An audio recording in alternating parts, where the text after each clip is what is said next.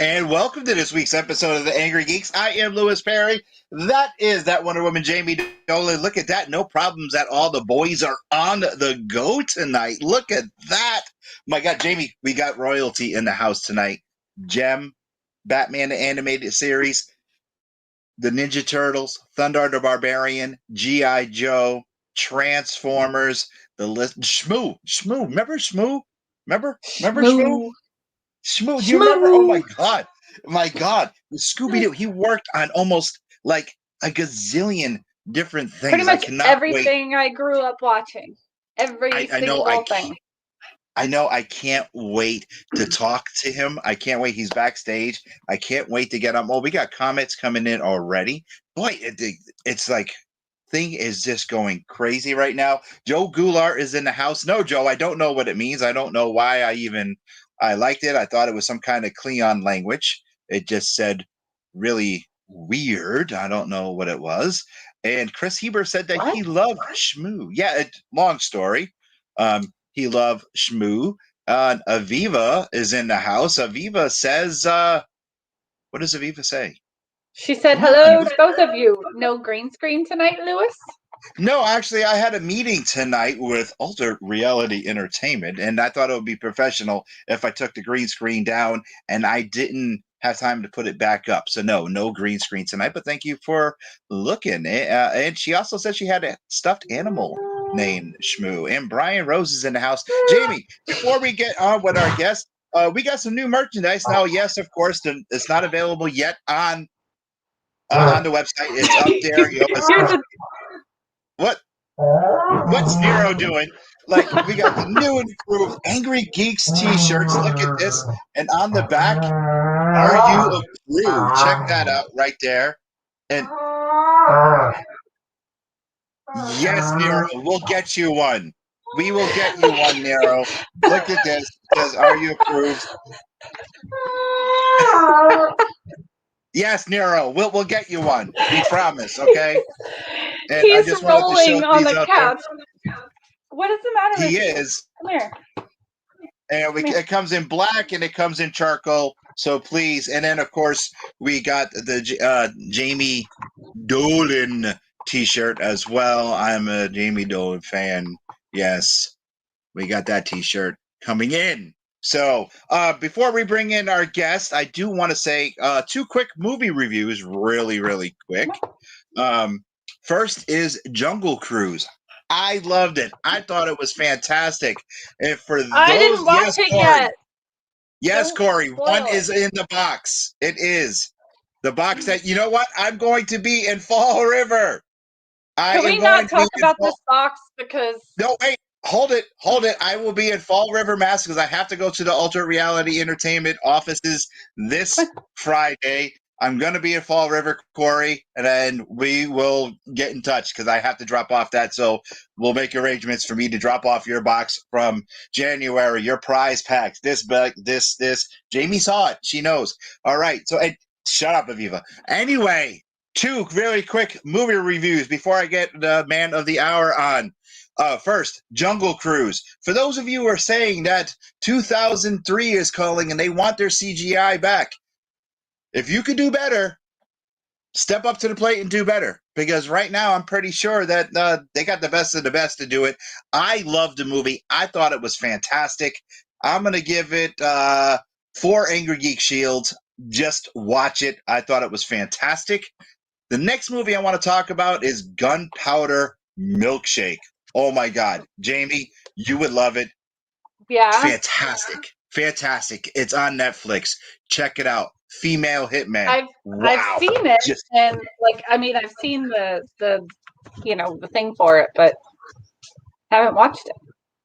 Really? You got to check it out. It's just amazing. Yes, Roy, they do come in 3XL. Actually, we have a Macho Man Lavender style that Jamie did see. I did show Jamie that one off camera. Yes. And that is in lavender. I had one special order for that one come in. And yeah, brother, that one's mine, of course, yeah. But yes, they do come in 3XL. So without further ado, let's get the man of the hour in, the one and only, the guy that brought all our characters to life. the one, the only Mr.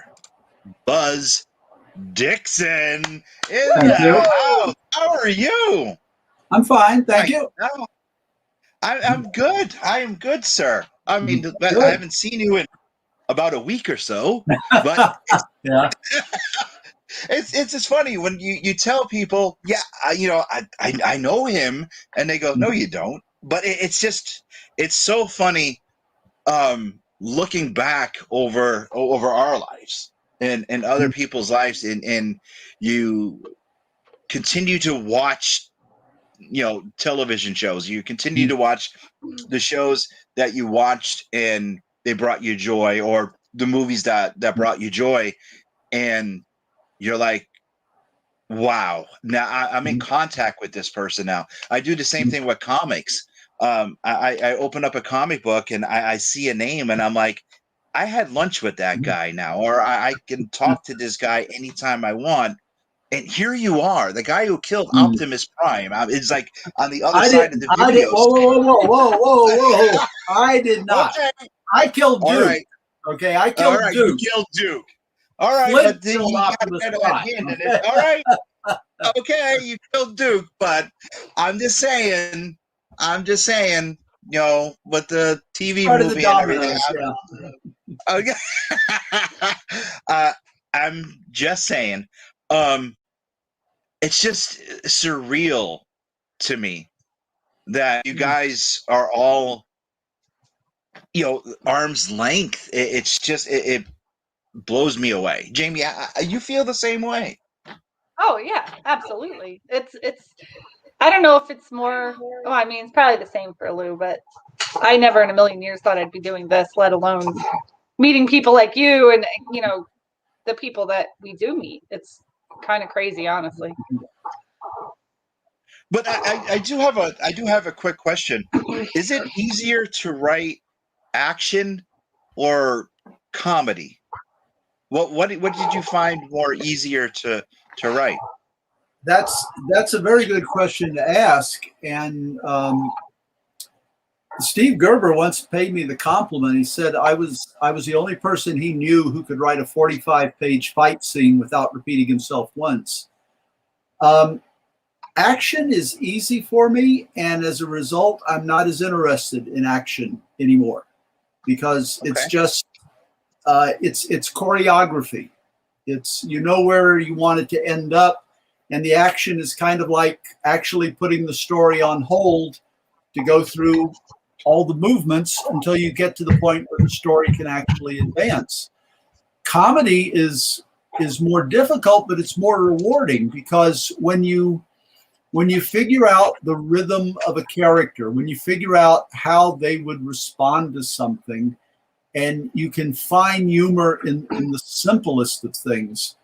I'm going to give you a really obscure example here, but one of the funniest things I ever saw was in an old Beverly Hillbillies. And if you remember the Beverly Hillbillies, Jethro is the dumb idiot cousin.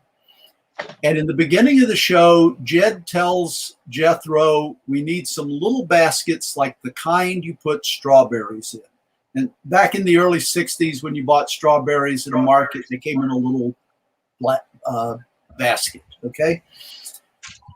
Jethro does not process. They don't need them for strawberries. They need them for something else, but they need that kind. And he's constantly coming back throughout the show asking, well, where are we going to get the strawberries? What are we going to do? And it is hilarious because the guy is just not able to process. We're not going to get strawberries. We just need the baskets like you get for strawberries. And it's very simple. There's no obvious point to it punchline, but you just bend over laughing every time he comes back because he cannot process the information. That's what good comedy is. Good comedy almost always relates to character. Even broad slapstick comedy like Laurel and Hardy, it's always based on the character. And so I find comedy actually a bit more rewarding personally than action adventure, but I can do either. Okay. when you wrote an episode of Batman the animated series, and you also wrote an episode of the Ruby Sphere Superman. Which character did you like writing more, Batman or Superman? Well, I've got a bias towards Superman. I got to be honest with that. As much fun as Batman is, I grew up with Superman on TV, George Reeves, and my introduction to superheroes was Superboy comics.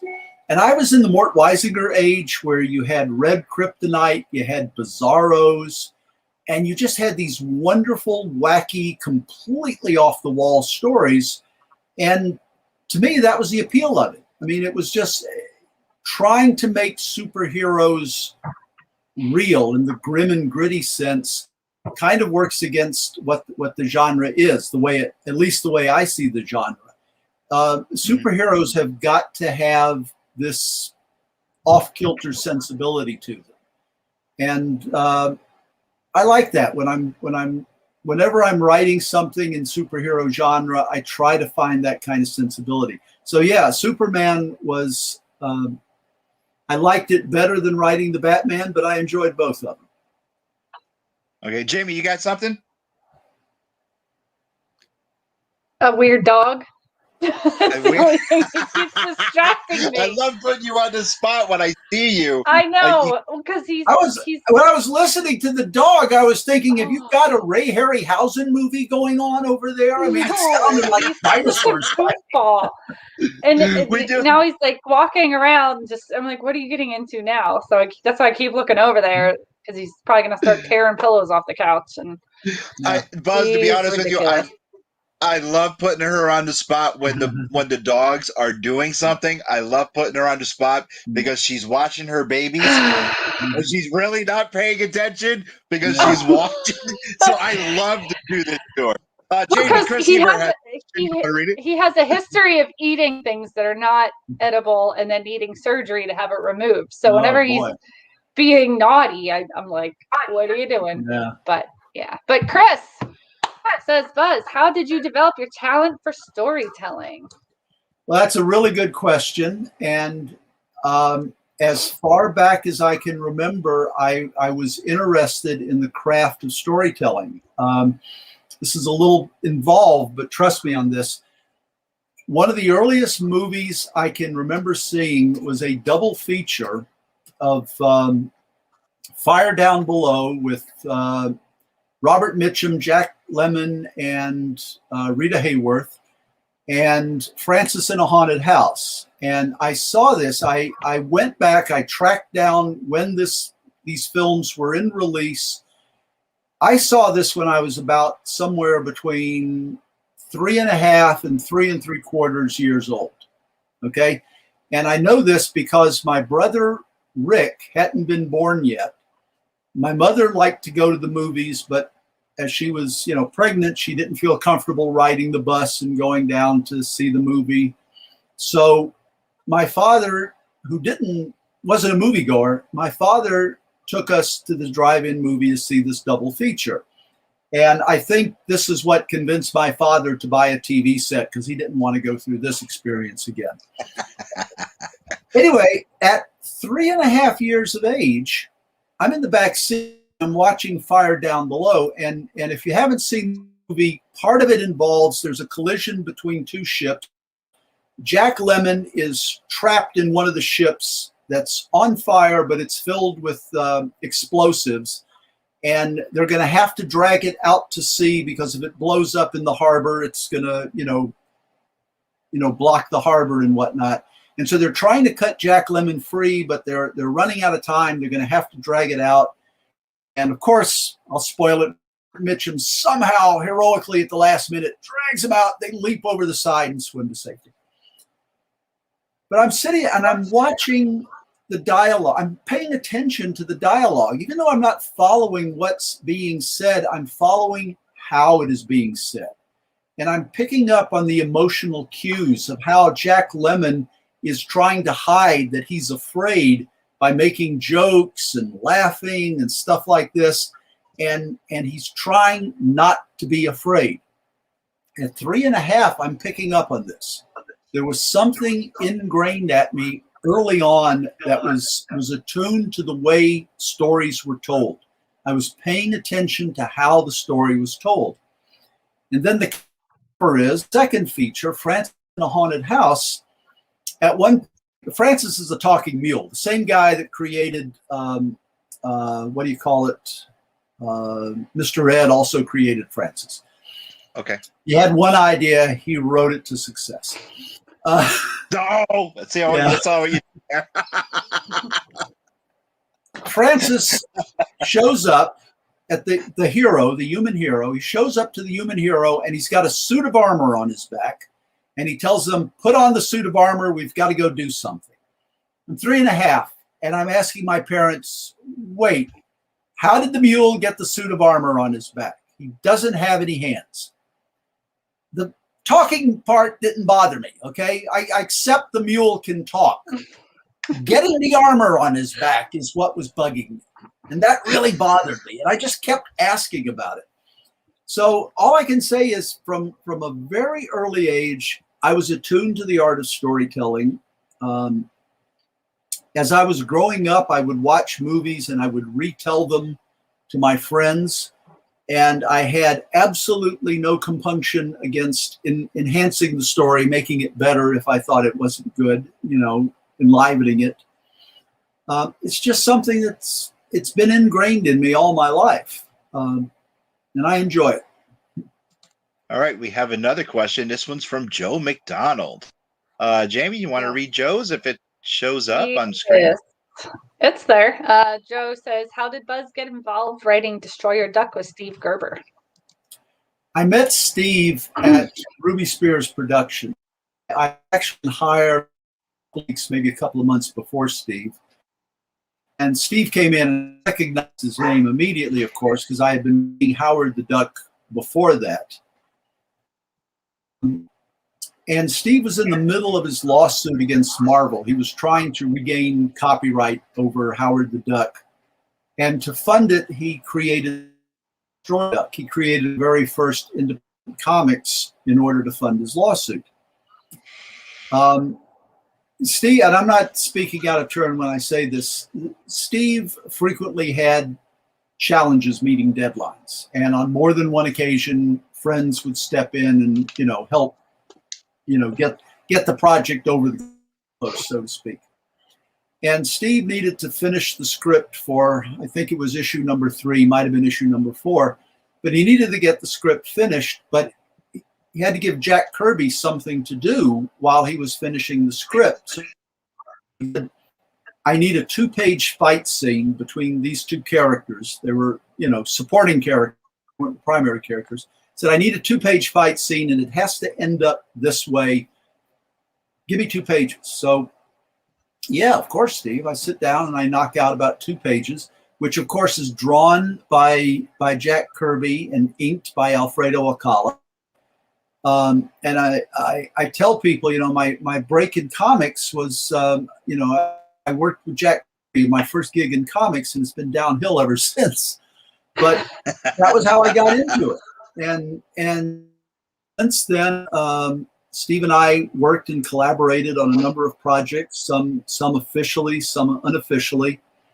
At one point, DC was yet again destroying and recreating the DC universe in an attempt to smooth out all the contradictions. And Steve was doing the story that was going to wipe out Bizarro World, because they decided at that point they were going to eliminate Bizarro World, which broke my heart because, like I said, I grew up with the Bizarros. I'm in Steve's apartment and he's telling me about how they're going to, implode the Bizarro World. They're going to do it the opposite of Krypton. They're going to implode it. And I said, well, Steve, what you've got to do is have Bizarro #1 put his son on it and fire him into the heart of the planet to make sure he dies first. And Steve literally fell out of his chair laughing. And it ended up in the story. He puts, his son into the rocket and fires him into the heart of Bizarro World. All right, and we have another question from Michael. Michael has a question. James, you want to field out? Yep. Comments are coming up slow tonight. What's one of your favorite stories you've been involved with? I have to say The Traitor is probably the story that I have the most fondness for, the greatest memory of. It was the two-parter I did for G.I. Joe, where we made one of the Joes appear to be a traitor. And of course, spoilers again, when you see part 2, you realize it was all an elaborate plan to infiltrate Cobra. But for 24 hours, we had a lot of kids convinced that one of the Joes had gone over to the other side. And it gave me an opportunity to do more complex character stories, because the motivation was his mother was sick. He was having a tough time affording medical care for her. And basically, Cobra calls him up and says, look, we're not asking you to betray G.I. Joe. We're just asking you to let us know where G.I. Joe is going to be so we can avoid him. And a lot of kids watching the show are starting to think, wow, if my mom was sick, I might take that offer. I might consider that if it would help my mom. And it gave us a chance to ask questions about what motivates us. How do we decide what is the greater good of two different choices to do? So I was very happy with that show. And that's one of the ones I have the best memories of. Okay, and Donald comes in with a nice question. Yeah, so Donald says, if you could pick any character to write a story for, which character would you pick? Well, one I've already done or one I would like to do, because to take the name Donald, I would love a chance to write a whole lengthy Donald Duck adventure. I think I wrote Scrooge McDuck story for Disney, and I was happy because I got to check that off on my bucket list. I wrote a Scrooge McDuck story, but it wasn't a long one. It was just a short one. But Donald Duck I grew up with when I was a kid, and especially the Scrooge McDuck stories that Carl Barks did. I love them. And if I had a chance to do a Donald Duck, a lengthy Donald Duck story, I'd love to take that opportunity. Tiny Toons, how goofy did you have to get when you were writing that? I mean, did you just sit down when you were writing your episode of Tiny Toons and going, and then this is going to happen? And then were you just throwing ideas at the wall, or did they come up with, say, okay, this is the premise, have fun with it? It happened every single way you can possibly imagine. The fastest pitch that I ever sold and the strangest script I ever did was for a segment called, it was supposed to be called C sharp or B flat, but they got the title screwed up. It was a musical pun, you either C sharp or you'll B flat. And I walked into Paul Dini's office and I said, the Tiny Toons try to deliver a piano to the tune of the Hungarian Rhapsody. And he says, write that up. And that was it. That was the pitch, and he accepted it.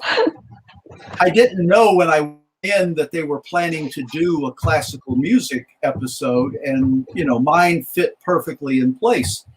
So now I've got to figure out how to do this. And I don't read music. I couldn't sit there with the score and write down everything that's happening. So this is back in the days when we still had LPs. I got a copy of the Hungarian Rhapsody, which the LP was 3 and a third RPMs, but I played it at 45 RPM to pick it up. And then I narrated over it what was happening in the story. Falling, bookcases falling, and now they run around the corner. And I narrated the whole thing like this on a cassette tape. I handed it in to Paul. They copied the tape. They gave one copy to the store department to break it down and do it in storyboard form. They gave another copy to the music department so that they could, redo the music at a faster tempo. And that was, like I said, it was the fastest sale and the goofiest script that I ever wrote for them. The capper is a few years after that the Hollywood Bowl typically every summer does one night where they do music based, music from cartoons, and they picked mine to run that night, and they did the Hungarian Rhapsody with my cartoon. Donald would like to know a character you have not done yet. When I haven't done, well, that's a couple of million of them. It's kind of a hard thing to say because there were characters that I once would really have been enthusiastic to do, but now I'm not down on the characters. I just don't relate to them as well as I did. I had a great James Bond story in the early 2000s, and I don't know if I could have sold it to him, if I could have gotten into pitch, but the idea was they send Bond after Osama bin Laden, and to flush bin Laden out, Bond seduces all 4 of his wives. Works for me. Jamie, Joe McDonald comes back with another question. Joe says, who was or is your comic influences, either from my writing or artist influence? Well, if you're talking comic book influences, clearly Karl Barks, way up and above everybody else. I worked with, and I was friends with Jack Kirby. I'm friends with Frank Miller and the late Steve Gerber. There's a lot of great creators I have worked with. Barks had a synthesis that nobody else has ever quite been able to equal. And he gets dismissed too easily because he'll go, oh, just Disney product. No, read the stories, look at what he did, look at how he told the stories and how he used the characters. It was phenomenal. And he was a tremendous influence on me all my life, not just comics writing, but animation, even now as I'm doing prose. So that's number one. He's the biggest influence. When you were asked to work on Shmoo, did you sit down and think, well, especially when you saw how the character was Shmoo. Yes, well, if you really look at the way the character is drawn, did you sit down and say, what in God's name are they thinking? I mean, well, number one, yes. Number two, I was an Al Cap fan. I knew what the Shmoo was. I knew what it represented. Okay. And the first thing I said to Chuck Menville, who was the story editor, I said, this has nothing to do with Al Cap's Shmoo. It's the same character design, but it's, he was writing a critique on consumerism. The Shmoo, for those of you who are not familiar, the Shmoo is an animal that is 100% consumable. Different parts of him taste like different kind of foods. He will lay a birthday cake for with candles blazing, and after you've completely eaten him, you can take his whiskers and use them as toothpicks. He was a paradigm of just complete, total, rapacious, mindless consumerism. And the stories involving the Shmoo were always about consumerism, were about business trying to either control or eradicate the Shmoo, because the Shmoo eliminated shortages. You didn't need to buy stuff if you had a Shmoo. And what they turned him into was this shape-changing blob who made funny noises and was a Scooby-Doo impersonator, basically. The stories were, at the time, we called them Three Kids and a Nya-Nya. You put 3 kids together and you give them a funny animal and you go solve a mystery. I worked with Chuck before at Filmation Studios, and I got a chance to work with him on the Shmoo, but I was, from the very beginning, I was like, this has nothing, and he's going, Buzz, I know, this is what they sold. They don't want the real Shmoo. It's, do the Shmoo, do Scooby-Doo with a Shmoo instead. Shmooby-Doo, I guess. Got to tell you a story about this, however. Please. Not with the writing of the show, but the delivering of the script. Hanna-Barbera Studios occupied 2 large buildings. There was a parking lot next door. There was a walkway between the 2 buildings. They had a gated entrance that was perpetually locked. And when you came to the studio, you'd park in the parking lot. You'd go to the back of this long walkway. You would walk the length of the building to the front, and then you'd the stairs into the front of the building, and from where Chuck was, you had to walk all the way to the back of the building. You had to go up a couple of flights of stairs and then go all the way to the back of the building to talk to Chuck. So you basically doubled back, just coming in the front door like you normally should. And after a couple of times, I got tired of this, and they had this concrete lattice on the outside. And this is a 3-story building, mind you. They've got this concrete lattice on the outside to kind of like help shield the windows, the office windows, from the sun. So I come in to deliver the script, and I'm going, I don't want to walk all the way down and walk all the way back. Chuck's office is right up there. I climb the lattice 3 stories up the side of the building, and I rap on his window. I damn near give him a heart attack. He's on the phone, and he almost falls out of the chair, and he goes, "You've got to excuse me. One of my writers is trying to climb through the window." Yes, I am on the 3rd floor. So he lets me in, and he says, "Buzz, don't go down the lattice. Please go out the front and come back." The next time I go to Hanna-Barbera, they have now got guards posted to keep people from climbing up the outside of the building. Oh my God. So you are a trendsetter. Yeah. Excuse me. Setter. Oh my Lord. That's what I meant to say. Mm-hmm. My God. So what was your favorite to write, G.I. Joe or Transformers? What did you have more fun on? G.I. Joe. G.I. I got the gig on G.I. Joe because I had been in the Army for 6 years, and Steve Gerber originally suggested to Hasbro, why don't you hire Buzz as a, technical advisor? And they said, well, we don't have any room in the budget for a technical advisor, but we can squeeze another writer in. So that's how I got involved in the show. In addition to writing my own scripts, I would typically be given everybody else's script just to go over and make sure that they got,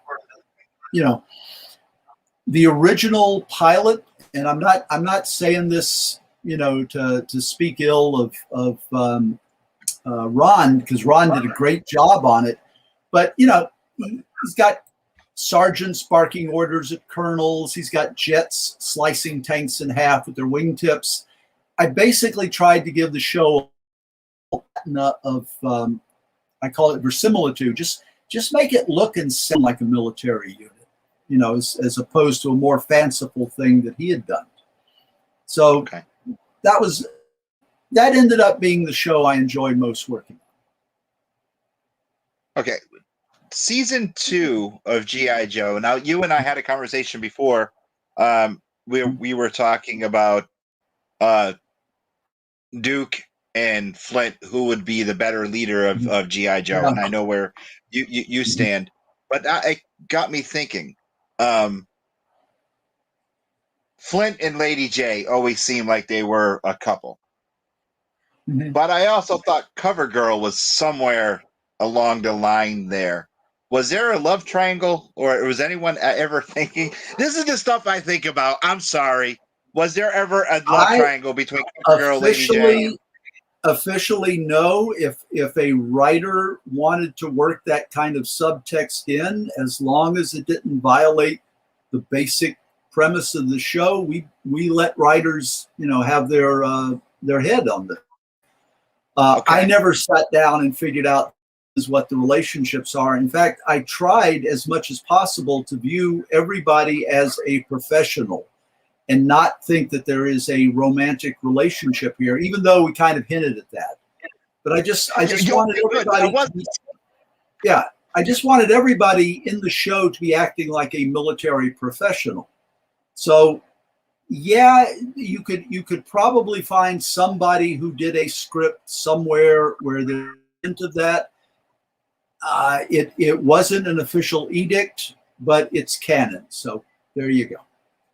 Okay, because I was, mind you, here I am watching it, and I'm like, well, here you got Lady J and Flint.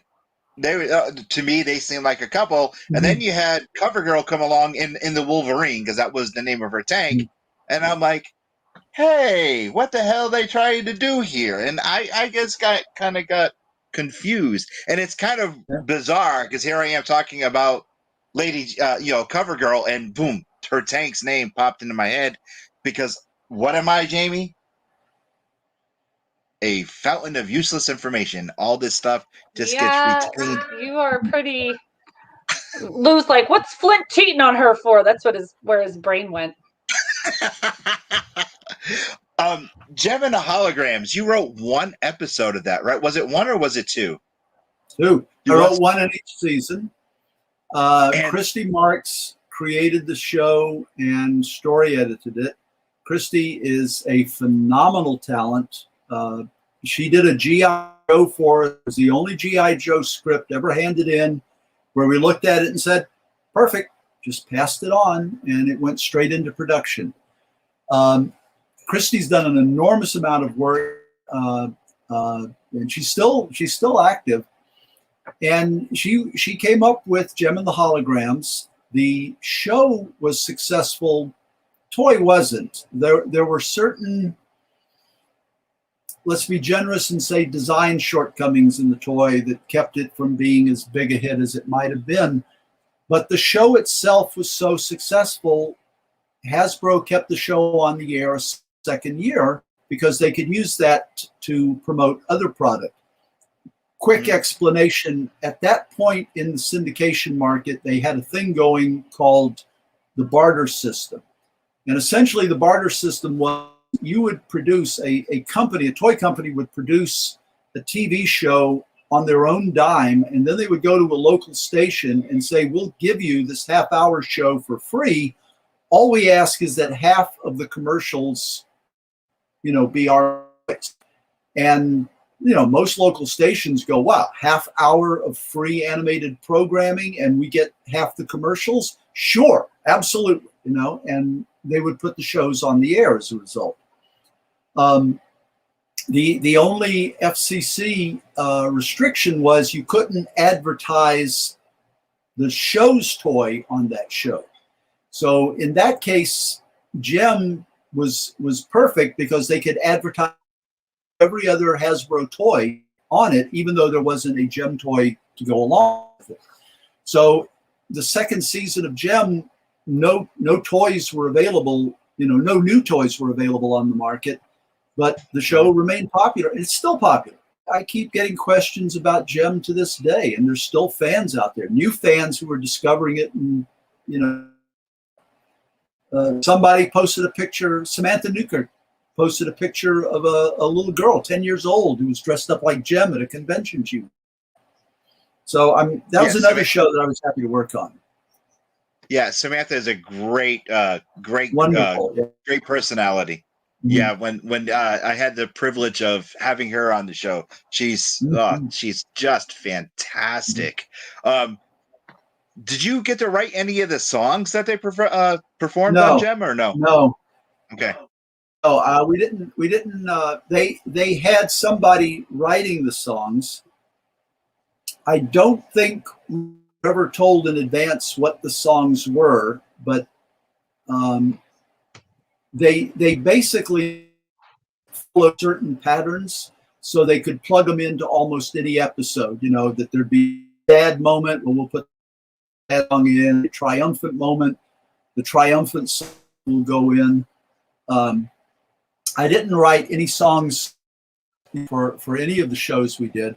I suggested for G.I. Joe, for Ninja Holiday, I wanted to do a mock Elvis Presley version of a song called Ninja Holiday, like one of his old Elvis movie theme songs, and they vetoed it, which, because they didn't want to pay me songwriting rights. So, I was disappointed at that. Oh, and for Marty Pasco's story, where Cobrathon, where they're having the Cobra Marathon, I suggested we parody We Are the World, but call it We Want the World.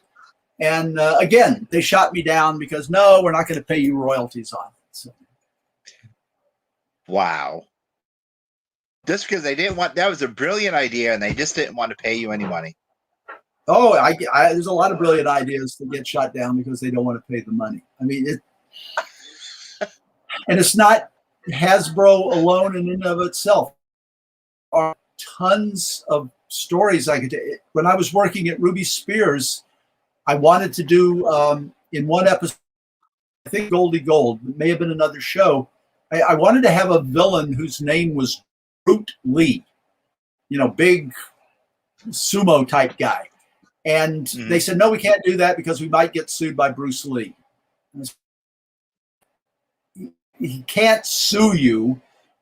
You're allowed to do a parody of somebody. It doesn't look anything like him. It's just a joke on his name. No, we don't want to get sued. So,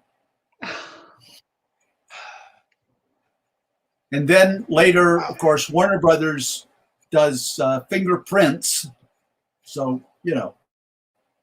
if you're not going to get sued over that, you're not going to get sued over anything. Another cartoon that you worked on that has an extreme cult following, and I'm not sure that any of our listeners probably know that you worked on this, because I was even surprised as well, was Dungeons and Dragons. Oh, yeah. The cartoon itself is just fabulous, and it was very short-lived, which is just surprising. But the stories were fantastic. The art's fantastic. The premise of the cartoon's fantastic. And did you have? You must have had fun writing that one as well. I did.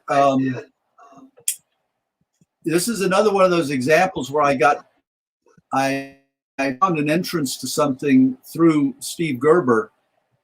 If I remember correctly, and if I'm jumbling this up, I apologize to all involved. I believe Mark Evanier may have written the pilot, but Michael Reeves was the story editor on the show. And Steve, I believe, had worked with them on it and had suggested, get in touch. He would be good for this. When I went to them, they had already booked the show. They had already ordered all the scripts that they wanted at that time. As a courtesy meeting from me, and I pitched the idea of the Skeletal Knight. And they liked it so much, they found the space for me because they liked that story. That marked kind of a turning point for me in my writing, because up to that point, I had written Thundarr, but Thundarr emotionally was kind of a shallow show.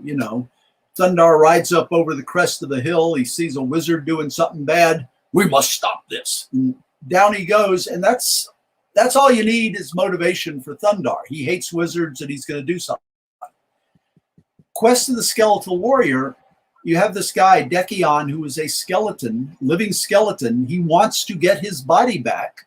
And the villain says, well, I can get you your body back, but you have to do something for me. You got to eliminate these kids.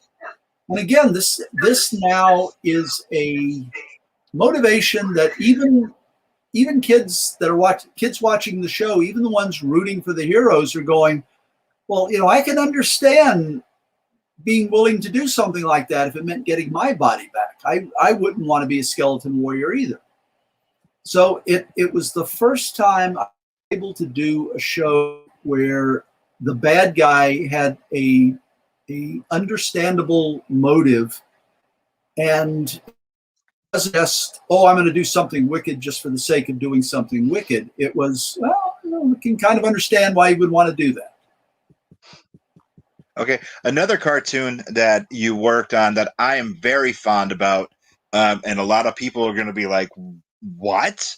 Either they don't remember it or never heard of it. And I want to know if Thundarr had any influence on the writing, was Conan the Adventurer. Again, very short-lived, not even a half a season.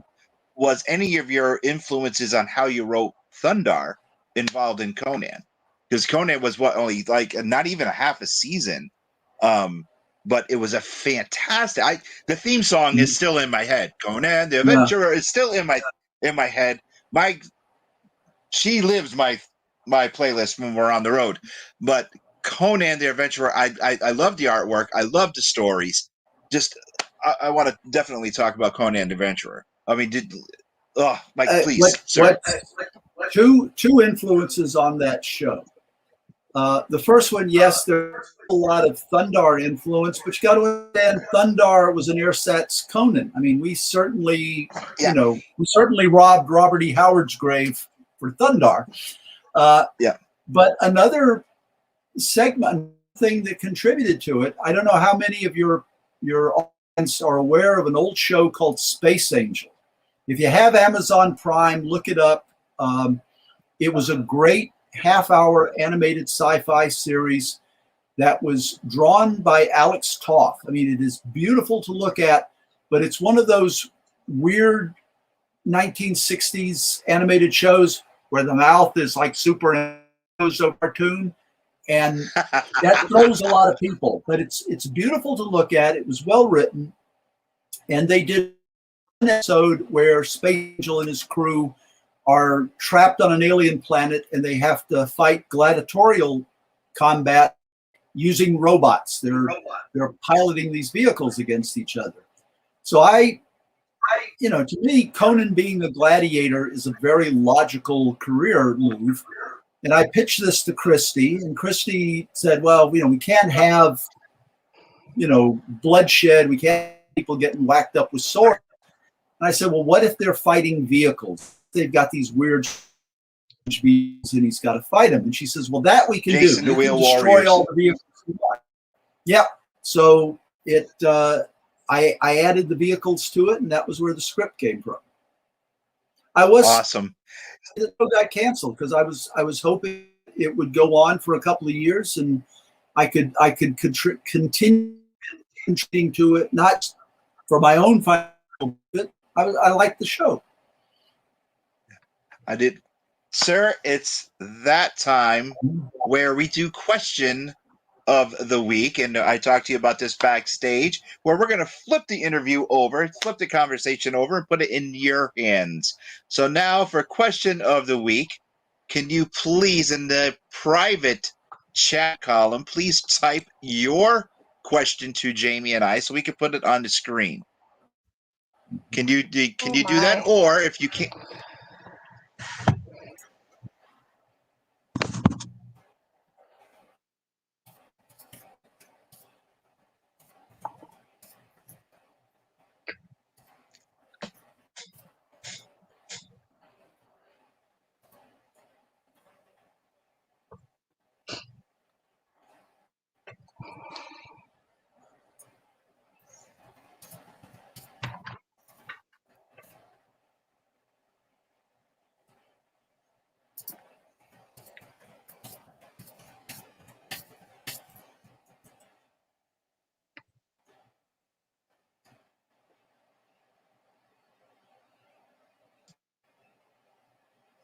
Ooh, that's a good That is question. a good one.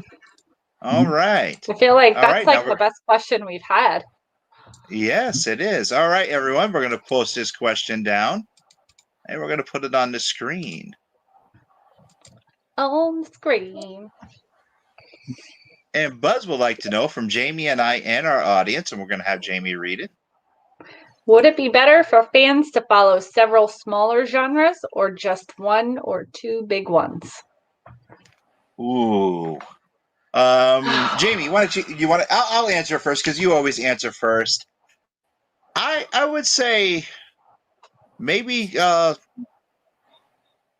smaller genres. I would say smaller because I'm involved in so much, between different comics that I read and different TV shows that I watch. I would say the smaller, because I can, just like my playlist and my music, which I can jump around from one to the other. So I'm going to say smaller genres instead of just one or two big ones, because I think I'll get more And with the amount of stuff I have up in my noggin, it's probably just going to add more to it. All the stuff. Yeah, I'm gonna say, I'm gonna say smaller ones. Joe McDonald is coming in with an answer, and yeah, Joe says I'm in the smaller genres. There's just so much good stupid out there. It's tough to limit to one or two. Yeah, that's what I'm saying. I would definitely say small. I feel like you meant to say good stuff. I think so. Yeah.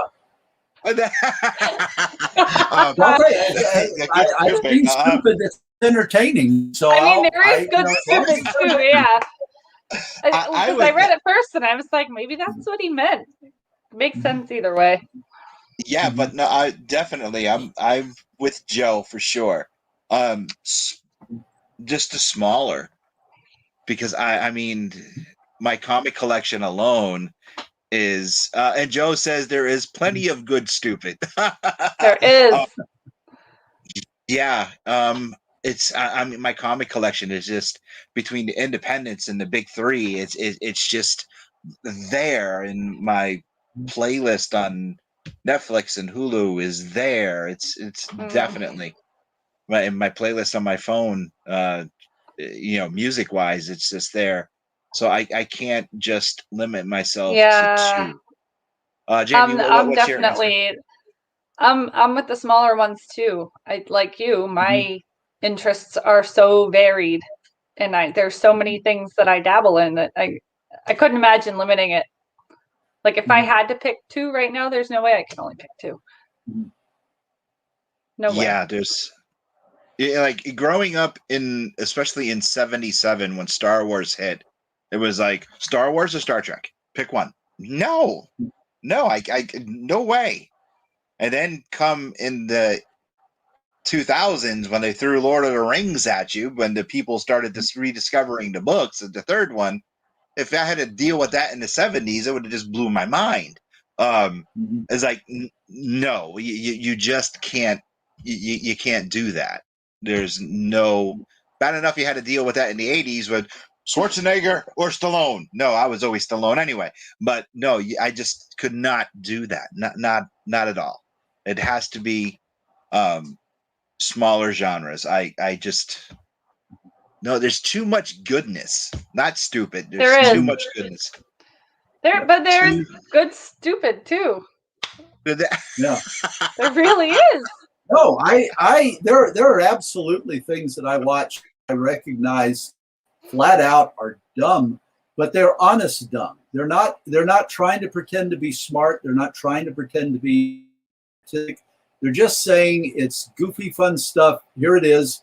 And you go, okay, you're right. It is goofy, but it is swallowing. Yeah, right. So Aviva says, the stuff, well, it's more of a statement. The stuff that is small, that is good or great, gets big in the long run, but no limits is always the way to go. I can't imagine picking two. Oh, by all means. By all means. Buzz, we are at our hour mark. What kind of convention appearances do you have lined up, if any? I'm scheduled to appear digitally, I guess, at Saturday morning Contunes, which will be, I think, later this month or September.